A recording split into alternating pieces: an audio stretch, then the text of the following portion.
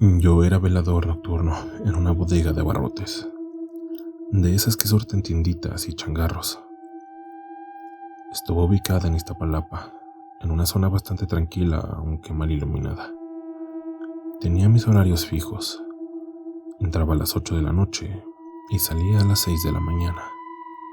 Mi rutina siempre era la misma: dar rondines, revisar que las cámaras funcionaran y dormir un rato si todo estaba en orden.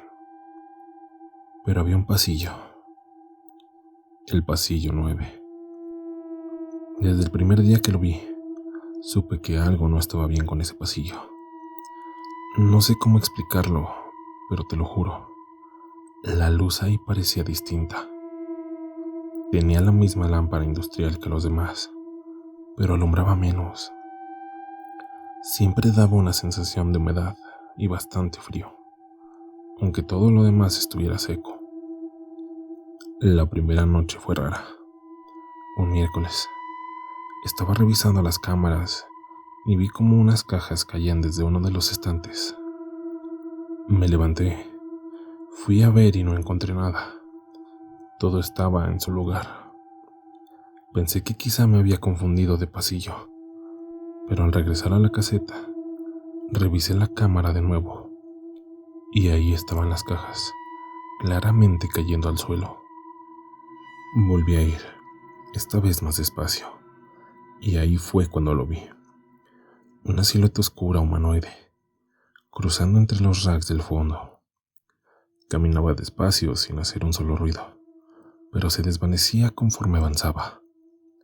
Corrí hasta allá, encendí la linterna y no había nada. Nadie.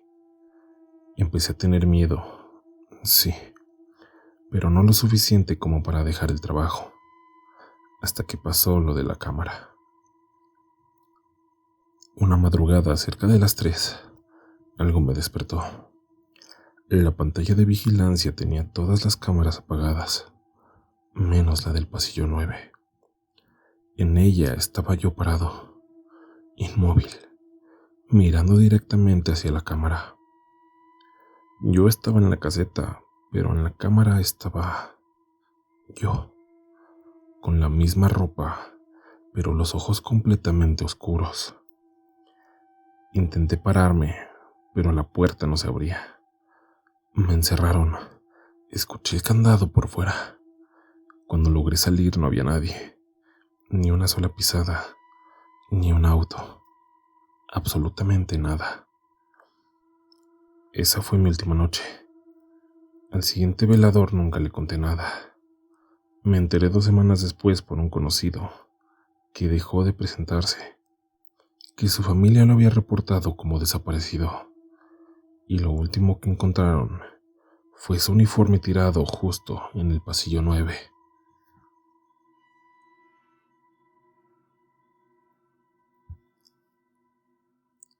Esta historia me la mandó Mariana, quien trabajó en una tienda de decoraciones en Puebla.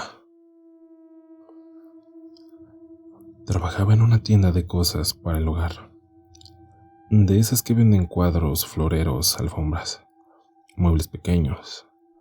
Estábamos en la capital de Puebla, en un lugar dentro de una pequeña plaza comercial. Teníamos turnos tranquilos, casi no había clientes entre semana. Un día nos llegó una caja que nadie había pedido. No estaba registrada en el sistema. Al abrirla, vimos que tenía 3 espejos, bastante enormes, rectangulares, de marco negro, muy elegantes, pero ninguno tenía etiqueta, ni marca, ni código, ni nada. Los pusimos en exhibición porque la gerente dijo que venían sin cargo. El problema empezó esa misma tarde. Una clienta se me acercó con cara de susto. Perdón, señorita, ¿ese niño que pasó corriendo es suyo? ¿Cuál niño?, pregunté yo. El que se metió detrás de ese espejo. No había nadie. La tienda estaba vacía. Los siguientes días empecé a notar que los reflejos en ese espejo del fondo estaban desfasados. A veces me veía a mí misma con otra ropa. o moviéndome distinto. Un día vi claramente cómo alguien me saludaba desde el reflejo, pero detrás de mí no había nadie. La gerente intentó mover el espejo, pero al tocarlo se cortó, y el vidrio no estaba roto. Las cámaras tampoco ayudaron. Un día, un cliente entró a probarse unos cojines, y simplemente no volvió.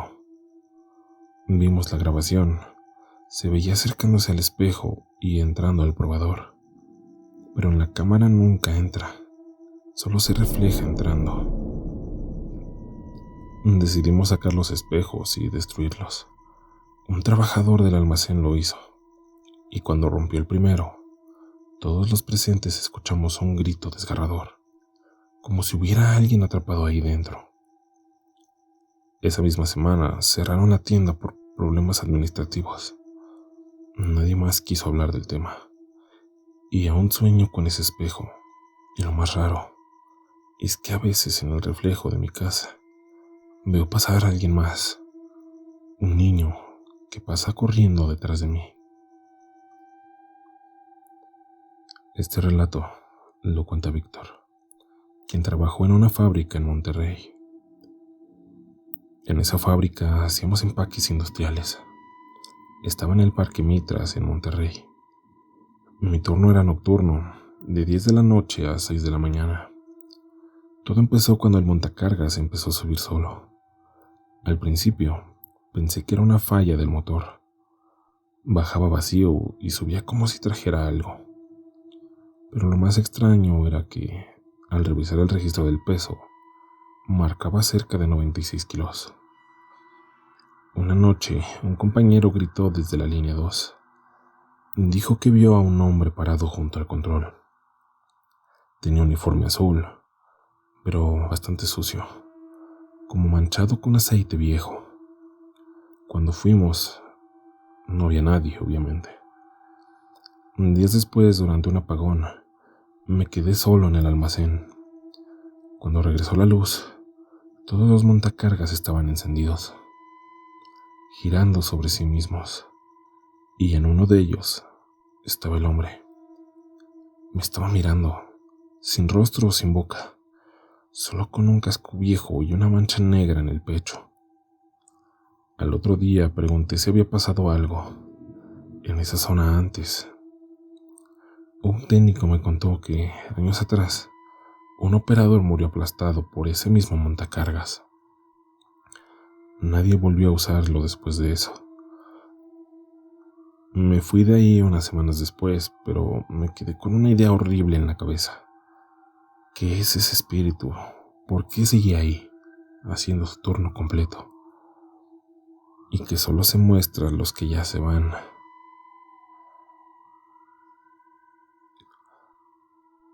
Finalmente, les quiero contar esta historia que me la mandó Elena, quien trabajaba en una gasolinera en una carretera a las afueras de Querétaro.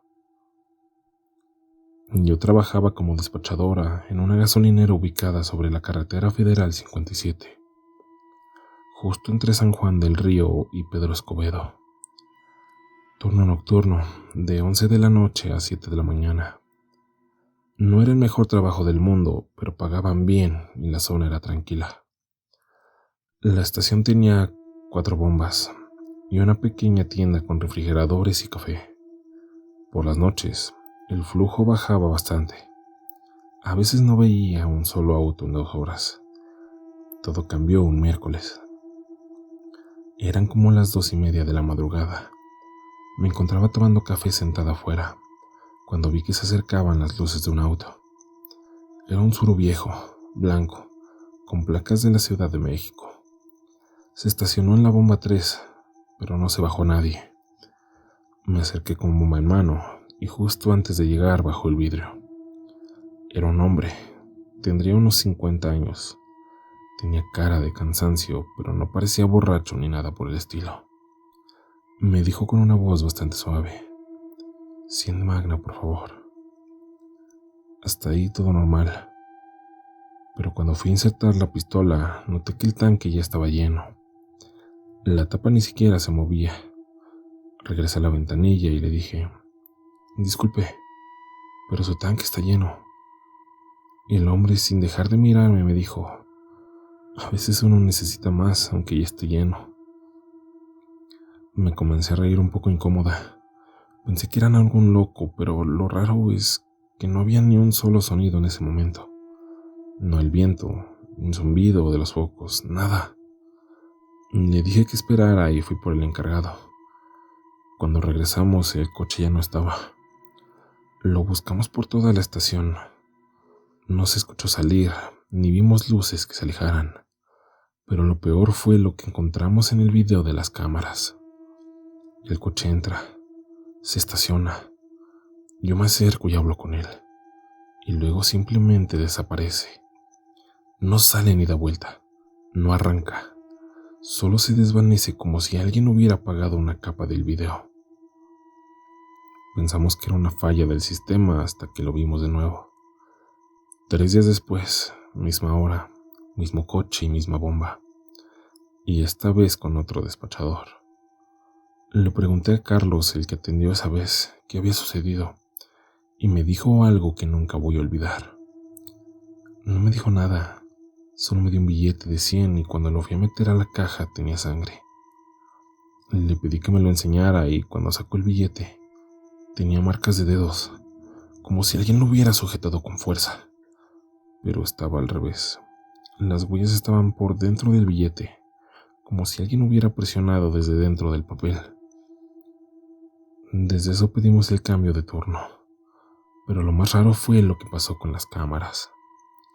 Cada noche a las 2:34 am, el sistema graba durante exactamente 2 minutos, y en ese tiempo, la bomba 3 se activa sola, carga 100 pesos y se detiene. Nunca hemos podido rastrear el consumo, no se registra en el sistema. El dinero aparece en caja y lo más perturbador es que en ocasiones, durante una inspección, el técnico de la estación abrió el comportamiento interno de la bomba 3. Dentro había un ticket viejo fechado del 17 de julio del 96. Hora 2:34 am. Cliente: Jorge M. Monto 100 pesos. Y escrito a mano en tinta corrida: no me dejes ir con el tanque vacío. Desde entonces nadie se ha acercado a esa bomba, pero yo sigo soñando con ese hombre. Y en el sueño me dice que si algún día lo veo de nuevo, no lo deje ir, que esta vez va a necesitar más que gasolina. Gracias por haber llegado hasta el final de este episodio. Recuerda que si tú también tienes una historia que contarnos, puedes enviarla al correo que aparece en la descripción. mihistoriaparanodormir@gmail.com. Tu experiencia podría formar parte de uno de los siguientes episodios de este podcast. Y quién sabe, tal vez haya alguien allá afuera que vivió lo mismo que tú y aún no lo sabe. Si te gustó este episodio, compártelo con alguien que disfrute de los relatos de lo desconocido. Eso nos ayuda muchísimo a seguir creciendo y a que más personas conozcan este espacio. Nos escuchamos muy pronto en una nueva historia, en una historia para no dormir.